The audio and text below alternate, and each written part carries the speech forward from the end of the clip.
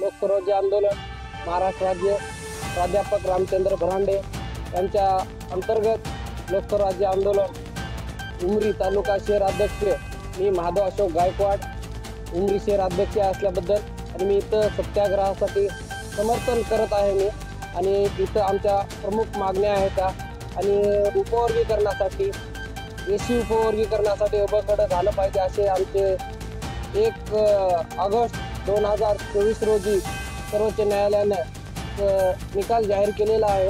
तर राज्य सरकारनं आपल्याला समिती स्थापन न करू देत असल्याबद्दल आम्ही इथं सत्याग्रहाचं स्थापन केलेलं आहे आयोजन केलेलं आहे आणि इथं आमच्या प्रमुख 5 मागण्या आहेत।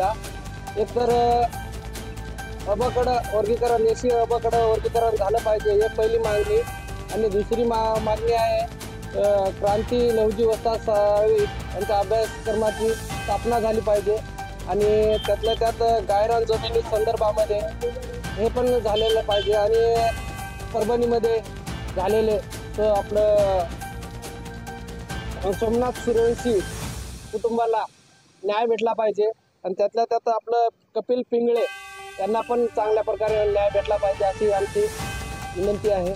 आपला कितवा दिवस आहे आजचा 11वा दिवस आहे। अजून दखल घेतलेली नाही अजून प्रमुख मागण्या जर आपल्या मान्य झाल्या नाही तर आपण शेवटपर्यंत बसणार नाही ना आम्ही नाही मागण्या जर नाही झाल्या असल्या तर अजून धरणे आंदोलन करू आपण रस्त्यावर उतरल्याशिवाय पर्याय नाही। आपलं नाव माधव अशोक गायकवाड लोकस्वराज्य आंदोलन तालुका उमरी शहर अध्यक्ष।